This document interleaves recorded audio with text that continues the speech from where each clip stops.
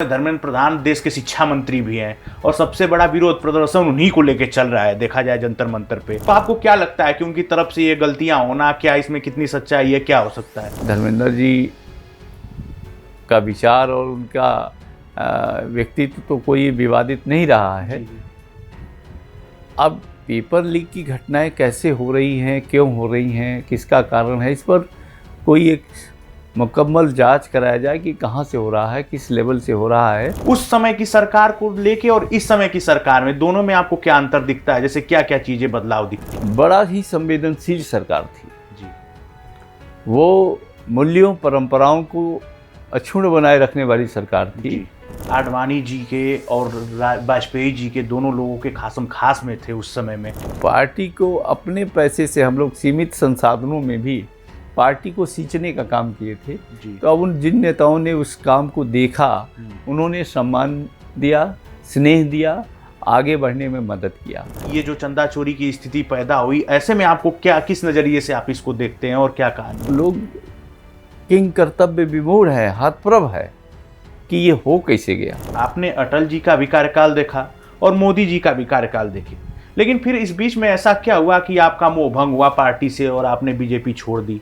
निलंबन हुआ भारतीय जनता पार्टी से मुद्दों को लेकर के, और केंद्रीय नेतृत्व के कहने पर मैंने वो सारा उपक्रम किया था। कहते हैं कि सियासत की राह में इरादे बुलंद होने चाहिए, जुबान से पहले काम की गूंज होनी चाहिए। जो जनता के भरोसे पर खरा उतर जाए, असल में पहचान उसी नेता की होनी चाहिए। कुछ ऐसी ही सोच को लिए, ऐसे ही उमंग के साथ उत्तर प्रदेश के पूर्वी जिले में, जो देवरिया नाम से प्रसिद्ध है, कि मिट्टी से निकलकर ब्लॉक अध्यक्ष जैसे पद को सुशोभित करते हुए अपने राजनीतिक सफर की शुरुआत करते हैं। और देश की सबसे बड़ी राजनीतिक पार्टी, यानी कह लें तो इस समय विश्व की सबसे बड़ी राजनीतिक पार्टी के युवा विंग के राष्ट्रीय अध्यक्ष, जो सबसे कम उम्र में राष्ट्रीय अध्यक्ष बनते हैं, और कल्याण सिंह जी की सरकार के समय में विधान परिषद के सदस्य के रूप में निर्वाचित होते हैं। आप ऐसे लोगों में हैं जो अपने सैद्धांतिक राजनीति को आज भी जी रहे हैं। उसके बाद भी मोदी सरकार में भी कई दायित्वों का निर्वहन कर चुके। ऐसे में बाद में आप राष्ट्रीय लोक दल के इस समय प्रदेश अध्यक्ष के रूप में कार्य करते हैं। ऐसे ही महान राजनीति की पकड़ रखने वाले श्री रामाशीष राय जी का हम स्वागत करते हैं आज आपके स्टूडियो में। सर, बहुत बहुत नमस्कार है आपका।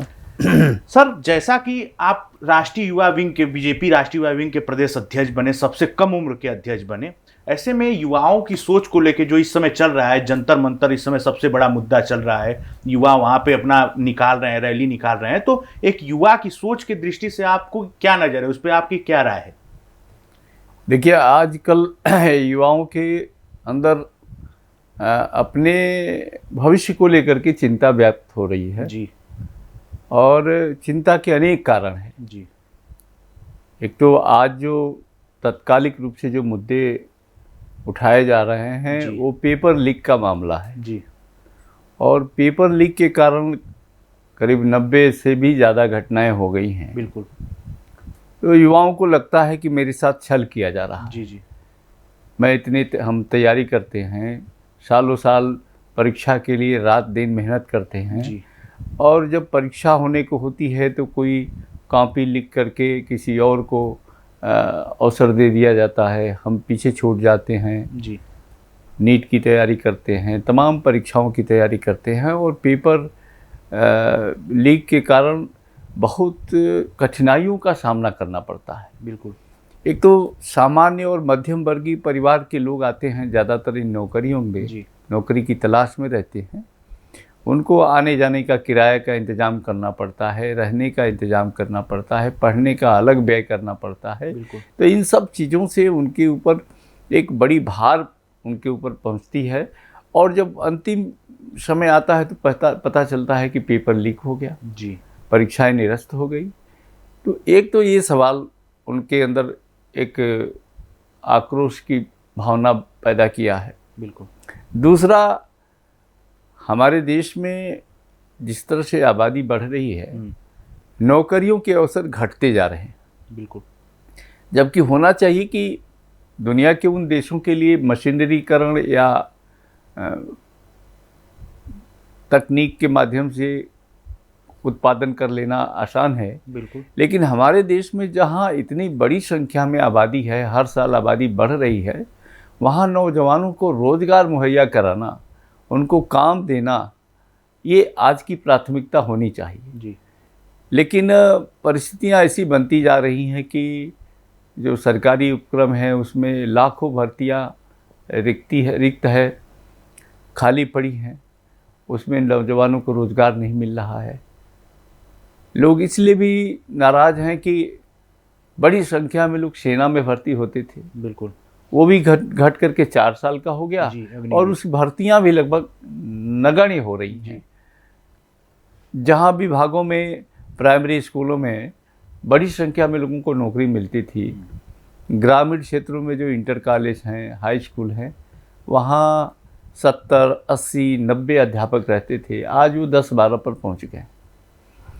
तो ये जो चौतरफा नौकरियों का अवसर घट रहा है, परीक्षाएं लीक हो रही हैं, इन सब चीज़ों को लेकर के युवाओं में आक्रोश है, नाराज़गी है जी। और उसी का प्रगटीकरण आज जंतर मंतर पर दिखाई दे रहा है जी। देश के कोने कोने में दिखाई दे रहा है। तो ये प्राथमिकता होनी चाहिए हमें, रोज़गार कैसे उपलब्ध कराना है। और मेरा मानना है, जैसे हम लोग जब काम करते थे भारतीय जनता पार्टी में, युवा मोर्चा में भी थे।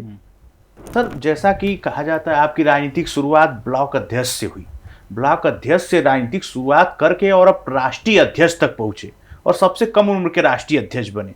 तो इसकी कहानी क्या है सर? इसकी शुरुआत कैसे होती है और आप यहाँ तक कैसे पहुँचते हैं? देखिए, राजनीति में हम लोग छात्र युवा संघर्ष वाहिनी से प्रवेश किए थे 1974-75 के आंदोलन में। जी। उस समय मैं इंटरमीडिएट का छात्र था और जयप्रकाश नारायण का आंदोलन जो है वो देवरिया कुशीनगर से ही प्रारंभ हुआ था। अच्छा। मुझे याद है कि पहली सभा कुशीनगर में राजनारायण जी ने जयप्रकाश जी की करवाया था और उसमें हम लोग साइकिल से उस सभा में गए थे। अच्छा। और उनके वॉलंटियरों से जुड़ कर के हम लोग युवा संघर्ष वाहिनी में जुड़े। जी। और उसके बाद तो फिर आपातकाल लग गया, इमरजेंसी लग गई, तो हम लोग पर्चा बांटने का, स्कूलों पर ये नारे लिखने का, वो सब काम करते थे। तो उसी से राजनीति की तरफ एक आकर्षण हुआ कि नहीं, लोकतंत्र की लड़ाई लड़नी चाहिए। जी। देश के आज़ादी के लिए लोगों ने इतनी बड़ी कुर्बानी दी थी, ये देश में लोकतंत्र लाने के लिए संघर्ष हुआ था, तो गुलामी से मुक्ति मिली, लोकतंत्र आया, वो लोकतंत्र बना रहना चाहिए, अक्षुण्ण बना रहना चाहिए। तो इसको लेकर के उस मुहिम में हम लोग जुड़े थे और जुड़ते जुड़ते स्वाभाविक रूप से राजनीति की तरफ एक झुकाव हो गया। और मैं उस समय एमए पास करके जी पूर्णकालिक रूप से जो है जनता पार्टी के साथ जुड़ गया था। अच्छा। और 1980 में जब बीजेपी जनता पार्टी का विभाजन हुआ, तो चूँकि हम लोग उसमें अटल जी से बहुत प्रभावित थे, तो अटल जी के साथ जुड़ करके भारतीय जनता पार्टी की प्राथमिक इकाई जो थी जी, उसके ब्लॉक अध्यक्ष, ब्लॉक महामंत्री पहले मैं बना 1980 में। और 1982 में ब्लॉक अध्यक्ष बना था जी। उसके पहले जब छात्र युवा बना था जनता पार्टी का, सुब्रमण्यम स्वामी अध्यक्ष हुए थे जी, तो उसमें मैं ब्लॉक संयोजक था युवा मोर्चा का और सुब्रमण्यम स्वामी उसके राष्ट्रीय अध्यक्ष हुआ करते थे। तो उस ज़माने से हम लोग मूल्यों की, सिद्धांतों की, लोकतांत्रिक परंपराओं और मूल्यों को लेकर के, और वाजपेयी जी का एक बड़ा व्यक्तित्व था, एक बड़ा आदर्श था सामने जी, तो उनके जैसा बनने का एक मन में रहता था कि इस देश में हम लोगों को भी काम करना है जी, बड़ा नाम करना है, काम करना है।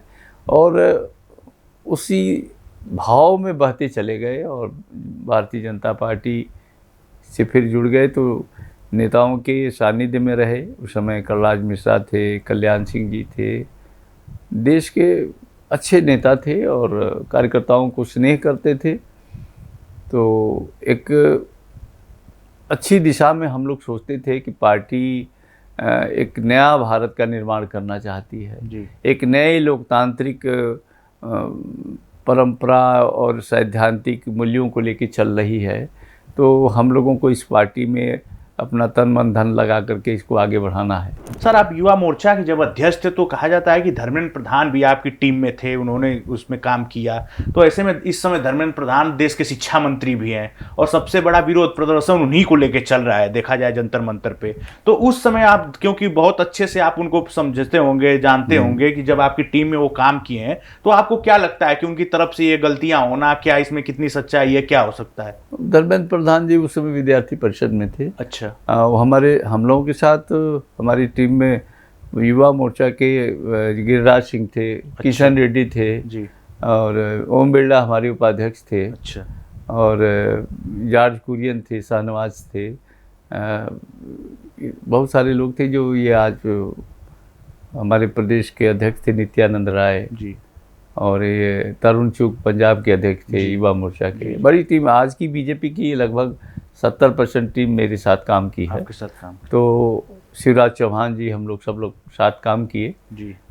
धर्मेंद्र जी के पिताजी हम लोगों के नेता थे। अच्छा। और जब मैं कोलकाता से कटक तक की पदयात्रा किया जी, तो धर्मेंद्र जी के पिताजी ने बड़ी संख्या में लगभग 5-6 हज़ार लोगों को लेकर के मुझे उड़ीसा बॉर्डर पर मेरा स्वागत किए थे। अच्छा।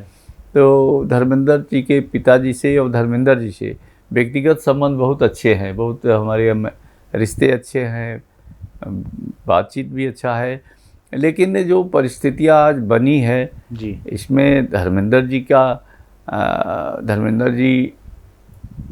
का विचार और उनका व्यक्तित्व तो कोई विवादित नहीं रहा है। जी।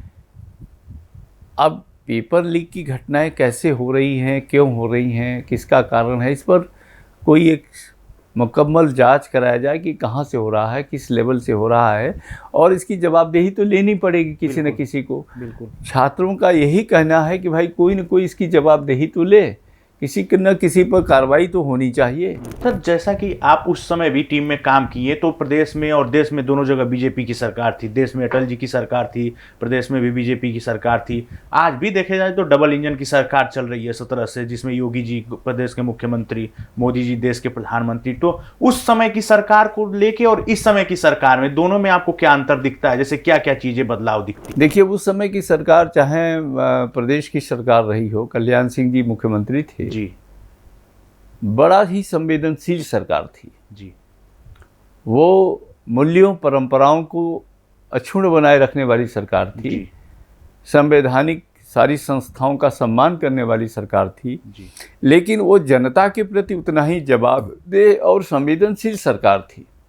अटल बिहारी वाजपेयी की भी सरकार संवेदनशील सरकार थी, लोगों की बात को सुनी जाती थी जी, लोगों से विचार किया जाता, वो उनसे संवादहीनता नहीं थी, संवाद जारी रहता था जी, और बड़े से बड़े समस्या पर जो है मिल करके उसका समाधान किया गया था। तो मुझे लगता है कि उन सरकारों में कल्याण सिंह के नेतृत्व में चलने वाली और श्री अटल बिहारी वाजपेयी जी की के नेतृत्व में से जो सरकार चली थी, उन सरकारों में एक बड़ा अंतर है। वो अंतर है मानवीय संवेदना को लेकर के है, संवैधानिक परंपराओं की बात को लेकर के है और प्राथमिकताओं के लेकर के है। कल्याण सिंह के ज़माने में एक भर्ती हुई थी अध्यापकों की। अच्छा।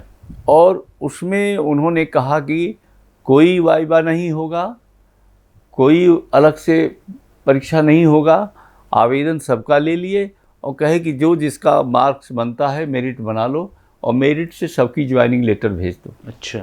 मैंने ये अद्भुत दृश्य था उत्तर प्रदेश में।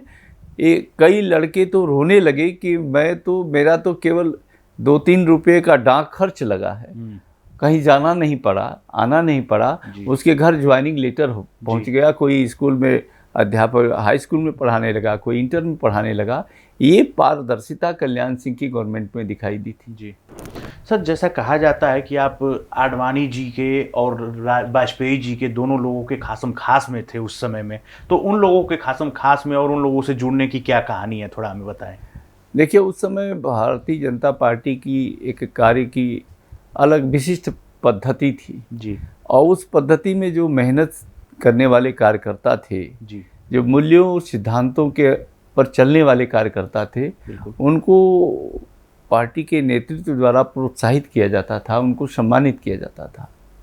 और बहुत सी घटनाएं मेरे संज्ञान में रही है। मैं कल्याण सिंह के साथ पार्टी कार्यालय पर 1988 में जी साथ साथ बैठ करके हम लोग काम करते थे, और वो 12 बजे 1 बजे रात तक काम करते थे। मैं भी उनकी मदद करता था, लिखने पढ़ने का काम जो है। तो कल्याण सिंह के भी मैं उनकी निगाह में रहा, एक परिश्रमशील कार्यकर्ता था, मेहनती कार्यकर्ता था। अटल जी जब भी लखनऊ जाते थे तो कार्यालय पर ज़रूर जाते थे, कार्यालय पर मैं उस समय मिलता था। और कल्याण सिंह ने उनसे भी मेरे बारे में चर्चा करते थे कि बहुत मेहनती कार्यकर्ता है, पूरा समर्पण के भाव से काम कर रहा है। घर से अपना यहाँ कार्यालय पर बहुत सी चीज़ें मैं लिया करके रखता भी था, घर से ले आकर रखता था, चावल चाहेंगे वो सब। तो पार्टी को अपने पैसे से हम लोग सीमित संसाधनों में भी पार्टी को सींचने का काम किए थे। तो अब उन जिन नेताओं ने उस काम को देखा, उन्होंने सम्मान दिया, स्नेह दिया, आगे बढ़ने में मदद किया। तो कल्याण सिंह थे, उमा भारती थी, फिर अटल जी थे, के.एन. गोविंदाचार्य जी थे, तमाम सारे, कुशाभाऊ ठाकरे जी थे, सुंदर सिंह भंडारी थे।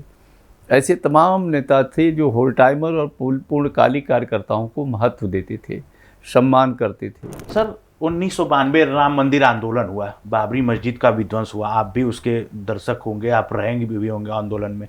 और आज देखिए वही राम मंदिर जब बन के तैयार हुआ, कई दशकों से भी पीछे चल रहा था इसका मामला, और आज मंदिर बन के तैयार हुआ, और बनने के बाद ये स्थिति हुई कि उसमें चंदा चोरी तक का मामला सामने आ गया। और उस समय जितना परिश्रम हुआ, जिस हिसाब से हुआ, जैसे आंदोलन हुआ, उस आंदोलन को देख के और आज के समय को देख के कि ये जो चंदा चोरी की स्थिति पैदा हुई, ऐसे में आपको क्या, किस नज़रिए से आप इसको देखते हैं और क्या कहानी उसमें बता दें। उस समय मैं युवा मोर्चा में था, प्रदेश का वहाँ सचिव था जी, और मैं पार्टी कार्यालय पे ही रहता था जी। और जब ये राम जन्मभूमि का आंदोलन चला था जी, तो लोग आते थे लखनऊ, और लखनऊ उनके रहने खाने का इंतज़ाम सब होता था, यहाँ से लोग जाते थे। तो इस घटना में हम सब लोग तो प्रत्यक्षदर्शी रहे हैं, और लोगों की बड़ी श्रद्धा होती थी। देश भर से, महाराष्ट्र से, तमिलनाडु से सब लोग आते थे लखनऊ।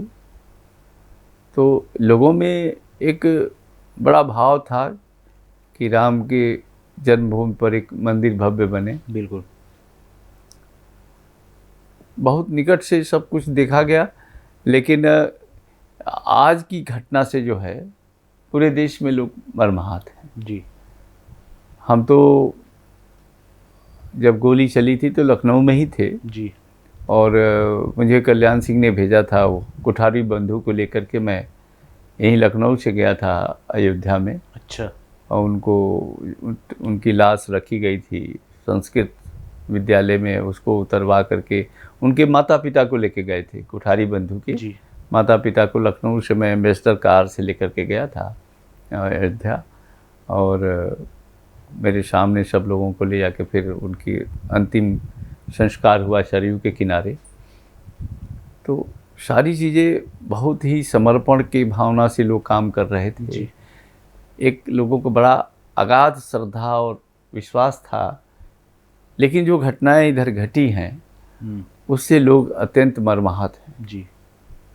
और लोगों को, लोग किंग कर्तव्य विमूढ़ है, हतप्रभ है कि ये हो कैसे गया।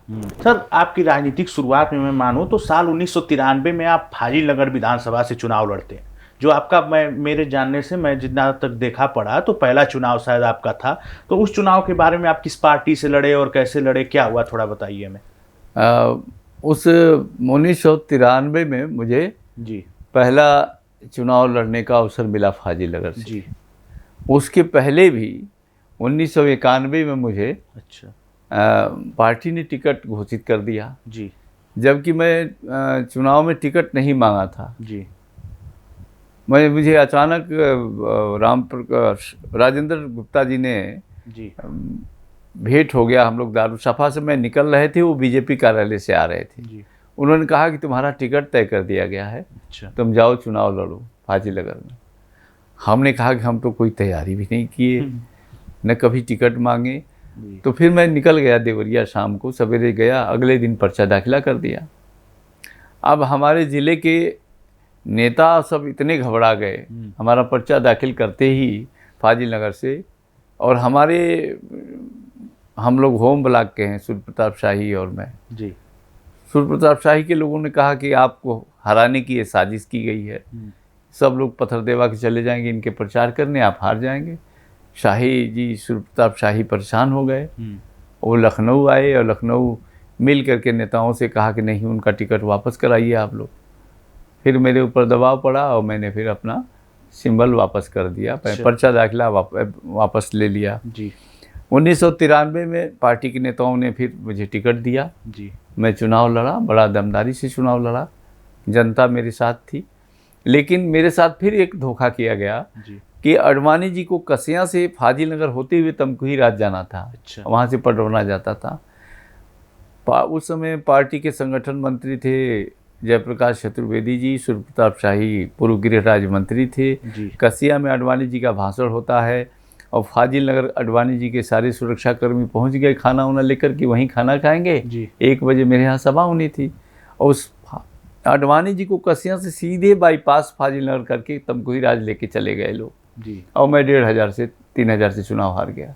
इसमें उन नेताओं का ये मेरे साथ ये व्यवहार हुआ जिनकी राजनीति को मैं खड़ा करने के लिए अपना तन मन धन झोंक दिया था। तो राजनीति में मुझे ये भी एक अनुभव आया कि राजनीति की राहें केवल सीधी सपाट नहीं है, बड़ी टेढ़ी मेढ़ी होती है, और अपने ही जो है अपने को काटने के चक्कर में रहते हैं, कोशिश करते हैं। अच्छा चुनाव लड़ा, जनता के सहयोग से लड़ा, लेकिन मैं 3000 से हार गया। अगले बार फिर मेहनत किया गांव-गांव जी, और 96 में मुझे टिकट मिलना था। लोग कहते थे कि इस बार तो 15-20 हज़ार से जीत जाएंगे। अच्छा। और ऐन वक्त पर कांग्रेस से आए हुए एक व्यक्ति को सेंटर में लोगों ने उसको टिकट दे दिया। लखनऊ से एक ही नाम आया था मेरा, लेकिन यहाँ दिल्ली में नाम बदल करके एक कांग्रेस से आए थे जगदीश मिश्रा जी, उनको टिकट दे दिया गया। और उन्होंने कहा कि मैं पूर्वी उत्तर प्रदेश में 3% वोट बढ़ा दूंगा जी, और खुद चुनाव हार गए। तो ये रहा मेरे साथ 93 का चुनाव। 96 में मुझे मिला नहीं। 97 में कल्याण सिंह जी और अडवाणी जी और उमा भारती जी सबके सहयोग से मुझे विधान परिषद में गवर्नर द्वारा मनोनीत किया गया। जी जी। तो उन लोगों के सहयोग से आपको गवर्नर द्वारा मनोनीत सदस्य के रूप में आप गए। हाँ, रहे। सर, तो लंबे समय से आप बीजेपी के साथ रहे, आपने अटल जी का भी कार्यकाल देखा और मोदी जी का भी कार्यकाल देखे, लेकिन फिर इस बीच में ऐसा क्या हुआ कि आपका मोह भंग हुआ पार्टी से और आपने बीजेपी छोड़ दी? देखिए, अटल जी का तो बहुत शानदार व्यक्तित्व है जी, और मेरे कहने पर मेरे बात भी अटल जी सुन लेते थे। अटल जी के साथ प्रधानमंत्री के साथ जब भी 3 महीने पर 4 महीने पर मीटिंगें होती थी तो हम लोग मिलते थे। मैं नेशनल प्रेसिडेंट था जी। तो अटल जी के घर पर जब भी मीटिंग होती थी तो पदाधिकारियों के साथ मैं भी बैठता था। अच्छा। उस समय 96 में जब सूर्य प्रताप शाही को मंत्री नहीं बनाया गया तो शाही जी ने मुझे हवाई जहाज़ से लेके आया था दिल्ली। अच्छा। और अटल जी से कहा कि अटल जी से और रानी जी से मिल के कहिए कि हमको मंत्री बनाया जाए जी। तो मैं अटल जी के घर गया, मिल के बात किया। अटल जी ने मुस्कुराए और कहे कि ठीक है, तुम्हारे लिए बात को मैं ध्यान मतलब रखूंगा। एक बार शाही जी आपका टिकट वापस कराए, एक बार हरवाए, फिर आप शाही जी के साथ गए मंत्री बनवाने के लिए। मंत्री फिर गए, देखिए जी। और 96-97 का मामला था। मैंने अटल जी ने कहा चल ले जाओ अडवाणी जी से भी बात कर लो। तो अडवाणी जी ने कहा, मैंने कहा कि भूमिहार बड़ी मुश्किल से आए हैं कांग्रेस छोड़ करके पूर्वी उत्तर प्रदेश में। अच्छा। अगर ये मिनिस्टर नहीं बनेंगे तो फिर भूमिहार वापस लौट जाएगा कांग्रेस की तरफ। तो ये तर्क पर अडवाणी जी ने कहा कि अच्छा, दोबारा जब वो विस्तार होगा तो मैं कंसीडर करूँगा जी। तो दोबारा बने। तो हम अटल जी हमारी कई चीज़ों का बड़ा सम्मान भी करते थे और स्नेह भी मुझे देते थे। अच्छा। तो वो बड़ा व्यक्तित्व था, बहुत हिमालय जैसे एवरेस्ट के नेता थे। अडवाणी जी भी थे जी। और आज की राजनीति में मैं जब युवा मोर्चा के अध्यक्ष पद से हटा जी, मैं युवा मोर्चे का राष्ट्रीय अध्यक्ष रहा तो कलकत्ता से कटक तक लगभग 750 किलोमीटर की पदयात्रा किया 1 महीने की। अच्छा। द्वारिका से नागालैंड तक सीमा सुरक्षा जागरण यात्रा किया 1 महीने की। वेंकैया नायडू जी ने वहाँ हरी झंडी दिखाया था और उमा भारती ने उसका समापन किया था। अटल संदेश यात्रा जो परमाणु परीक्षण किया भारत ने, अटल जी की गवर्नमेंट ने, उस पर अमेरिका ने प्रतिबंध लगा दिया था। अटल जी ने लोगों को आह्वान किया कि हमारे देश के लोगों में इतनी ताकत है, किसानों में, नौजवानों में, कि अपने संसाधन वो सरकारी खजानों में जमा करके भारत को पर प्रतिबंध का कोई असर नहीं होगा। और उसी संदेश को लेकर के हम लोग देश भर में अटल संदेश यात्रा निकाला था। कि भारत के किसान, नौजवान, मजदूर और उद्योगपति सरकारी खजाने में अपना पैसा जमा करें कि ताकि देश में मुद्रा का भंडार भरा रहे, हमारी ऊपर अमेरिका के प्रतिबंध का कोई असर न पड़े। पूरे देश भर में हमने अटल संदेश यात्रा निकाला। गोवा तक में हम लोगों ने वहाँ अंडमान भी सम्मेलन किया। मोदी जी हमारे उस समय प्रभारी थे, युवा मोर्चा के कोऑर्डिनेटर थे। अच्छा। और बीजेपी के महामंत्री थे उसमें नरेंद्र भाई मोदी जी। तो उनके साथ लेकर के हम लोग बहुत काम किए। हटने के बाद जब मेरा कार्यकाल समाप्त हुआ तो वेंकैया जी ने कहा कि आप यूपी के महामंत्री होंगे, और किशन रेड्डी जो हमारे महामंत्री थे उनको उन्होंने कहा कि आप किशन रेड्डी आंध्र प्रदेश के महामंत्री होंगे। अच्छा। किशन जी तो आंध्र प्रदेश में महामंत्री हो गए, मुझे उत्तर प्रदेश में कहीं नहीं रखा गया। अच्छा। संगठन में। अच्छा। तो मुझे देश भर के युवा मोर्चा के कार्यकर्ता कहते थे कि इतना बड़ा काम हुआ पूरे देश में, ऐसा काम आज तक कभी नहीं हुआ युवा मोर्चे का, और उसके बाद ना आपको कहीं संगठन में रखा गया है, न कहीं सरकार बनी है उसमें किसी दायित्व पर हैं आप, तो ये आपके साथ हो क्या रहा है जी। खैर सरकार चली गई, बनी नहीं, संगठन में बने नहीं। दोबारा 2002 में जब चुनाव हुआ तो मैंने टिकट की भी मांग किया था, टिकट मिला नहीं जी। 2003 में मेरा विधान परिषद का कार्यकाल समाप्त होना था जी। तो हम लोग आए यहाँ दिल्ली, और मनोज जी थे, मनोज सिन्हा जी, श्री कृष्णानंद राय जी भी थे। अच्छा। हम लोग तीनों लोग, राजनाथ सिंह यूपी के प्रभारी थे, उनसे मिलने गए थे। अच्छा। 9 अक्टूबर 2002 की बात है। अच्छा, 2002। तो उस समय राजनाथ सिंह जी महामंत्री थे, उत्तर प्रदेश के प्रभारी थे जी। उन्होंने कहा, उनके साथ हम लोग बैठे, मनोज सिन्हा ने कहा कि रामासी जी सबसे सीनियर हैं, इनको मंत्रिमंडल में रहना चाहिए। सूर्य प्रताप शाही और बालेश्वर त्यागी दोनों हार गए हैं जी जी। तो राजनाथ सिंह जी ने कहा कि भाई देखिए, मैं तो नहीं चाहता हूँ कि ये मायावती की सरकार चले, ये रोज़ बीजेपी का 1 लाख वोट नुकसान कर रही है। अच्छा। और मनोज जी, जब हम चाहते ही नहीं है सरकार चले तो हम किसी के लिए कहेंगे नहीं। अच्छा। और फिर उनके बगल में मैं बैठा था, कहे कि रामासी जी भाजपा बचाइए, भाजपा रहेगी तो बहुत मंत्रिमंडल में जाने के अवसर रहेंगे। अच्छा। तो भाजपा बचाने का उन्होंने जो वो शब्द कहा, 11 अक्टूबर को मैं लखनऊ जा कर के ये अपने मित्रों, शुभचिंतकों और विधायकों के साथ बैठ कर के विचार विमर्श किया। गंगा भगत सिंह जो सीनियर नेता थे, जनसंघ के प्रदेश अध्यक्ष थे, प्रचारक थे, 2 बार कैबिनेट मिनिस्टर रह चुके थे जी। उनके साथ बैठ कर के विचार विमर्श हुआ। हमने कहा कि भाई भाजपा को बाहर से समर्थन देना चाहिए मायावती को, क्योंकि जो जिस तरह से अनुसूचित जाति जनजाति उत्पीड़न की घटनाएं हैं उसका गलत दुरुपयोग हो रहा है जी।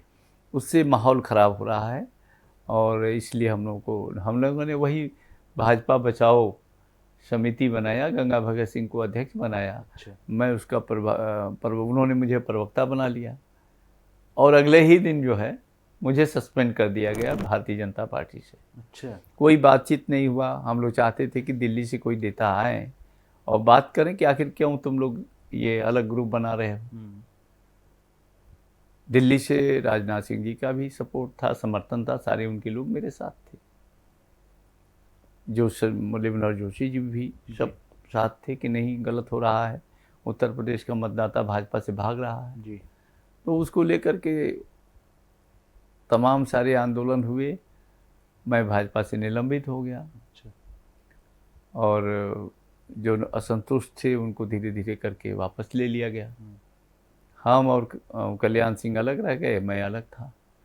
तो वही निलंबन हुआ भारतीय जनता पार्टी से मुद्दों को लेकर के, जी और केंद्रीय नेतृत्व के कहने पर मैंने वो सारा उपक्रम किया था। जी 2003 में 4 में कल्याण सिंह ने कोशिश किया, राम बहादुर जी ने भी कोशिश किया था कि सब लोगों की वापसी हो रही है तो मेरी भी वापसी हो जाए, लेकिन उस समय वेंकैया नायडू जी ने कहा कि नहीं, उन्हीं की वजह से जो है सरकार गिरी है और उन्होंने बहुत नुकसान किया है भाजपा का, इसलिए उन्हें वापस नहीं लिया जाएगा। अच्छा। तो नहीं लिया गया, मुझे कल्याण सिंह को वापस ले लिया गया। और फिर मुझे कई लोगों ने कहा कि एक बार अपनी ताकत भी दिखानी चाहिए। लोग समझते हैं कि आप केवल संगठन में रहे हैं, फील्ड में नहीं रहे हैं, तो फील्ड का चुनाव लड़िए एक बार। तो मैं लड़ने की तैयारी कर रहा था, उसमें जगदम्बिका पाल जी ने कांग्रेस से टिकट दे दिया। मैं लोकसभा लड़ा, 1,06,000 वोट पाया। अच्छा। और उसके बाद चलता रहा। फिर कलराज मिश्रा जी गए लड़ने, जी तो उन्होंने कहा कि भाई मेरा समर्थन करिए। फिर मैं उनका समर्थन किया, बीजेपी ज्वाइन किया। अच्छा, फिर से ज्वाइन किया, मदद किस साल किया। की बात है सर? ये 2014 की है। अच्छा। हाँ, और उसके पहले भी एक बार, तो 2014 में मैंने कलराज जी की मदद किया। जी। और कलराज जी ने कहा था कि हम अब चुनाव भी लड़ाएंगे, कहीं आपका बढ़िया एडजस्टमेंट होगा, आपने पार्टी के लिए बहुत काम किया है, समय दिया है। जी। मैं तो 35-40 साल पूरी बीजेपी के लिए पूर्णकालिक रूप से कार्य किया है। सर, तो पॉलिटिकल क्या आप सफर। 2027 का विधानसभा चुनाव लड़ेंगे? अगर लड़ेंगे भी तो किस पार्टी से, क्या मूड है? अब मेरा तो मैंने लड़ने का मूड है, जी क्योंकि एक बार मैं चाहता हूँ कि भाई फील्ड में काम किया हूँ। बिल्कुल। कार्यकर्ता को भी लगता है कि एक बार हम जो सैकड़ों कार्यकर्ता हैं जो दिन रात मेहनत किए जी हमारे लिए, जी उनको भी रहता है कि हमारा नेता एक बार एमएलए बन जाए। तो एक बार मेरा भी मन है कि चुनाव लड़ना चाहिए। अब देखते हैं क्या बनता है, लोकदल की क्या परिस्थितियां बनती हैं, और अवसर मिलेगा तो लड़ेंगे। सर, बीजेपी की तरफ से अगर ऑफर मिले तब? अब ये तो ऑप्शन खुला रखेंगे, कोई हमारा कोई रिजर्वेशन नहीं है। जी और राजनीति में कोई अस्पृश्यता नहीं होनी चाहिए। जी अगर सामाजिक क्षेत्र में अस्पृश्यता खराब है बिल्कुल। और ताज्य है, तो पॉलिटिकल क्षेत्र में भी अस्पृश्यता के लिए कोई जगह नहीं होनी चाहिए। बिल्कुल। आजकल सब राजनीतिक दल एक ही तरह से हैं, कोई किसी में अब मर्यादा का बांध नहीं रह गया है। ये तो है। वो सीमाएं टूट गई हैं। कल जो कम्युनिस्ट थे आज भाजपा में हैं। बिल्कुल। अब पहले भाजपा और कम्युनिस्ट में बड़ा एक खाई थी, लेकिन अब वो सारी खाई पट गई हैं। हर दल में वो जो है एक मर्यादा रहती थी, वो सारी मर्यादाएं आज टूट गई हैं। आप किसी दल में हो, कल किसी दल में रहेंगे, तो परिस्थितियां तो आज दूसरी प्रकार की बन गई है। तो अवसर मिलता है तो आदमी को काम करके दिखाना चाहिए। बिल्कुल। लक्ष्य और उद्देश्य सही होना चाहिए। पार्टी का मामला गौण रखना चाहिए। आज ये हो गया है और मुझे लगता है कि सही भी है। लक्ष्य और उद्देश्य आपका अगर सही है और लोक कल्याणकारी है तो साधन कोई भी हो सकता है, साध्य पवित्र रहना चाहिए। बिल्कुल। बिल्कुल सही। जैसा कि आप लोगों ने सुना और देखा कि राजनीतिक सफर रामाशीष राय जी का कैसे शुरू हुआ। साल 1993 में पहला चुनाव लड़े, उससे पहले कार्यकर्ता के रूप में काम किए, कार्यालय में काम किए। कल्याण जी सिंह के साथ कैसा सफर रहा इनका, राम मंदिर आंदोलन में भी रहे, कोठारी बंदूक को कैसे लेके गए, सारी कहानी आपने सुनी। और आज की परिस्थिति में, और उनका 1997 से 2003 तक विधान परिषद का सदस्य भी ये निर्वाचित हुए थे, और आज की परिस्थिति में आरएलडी के प्रदेश अध्यक्ष के रूप में कार्यरत हैं। तो ऐसे में इनकी राजनीतिक परिदृश्य और राजनीतिक विचार को आपने देखा और सुना, और कैसा लगा आपको हमें कमेंट बॉक्स में जरूर बताइएगा। और देखते रहिएगा भारत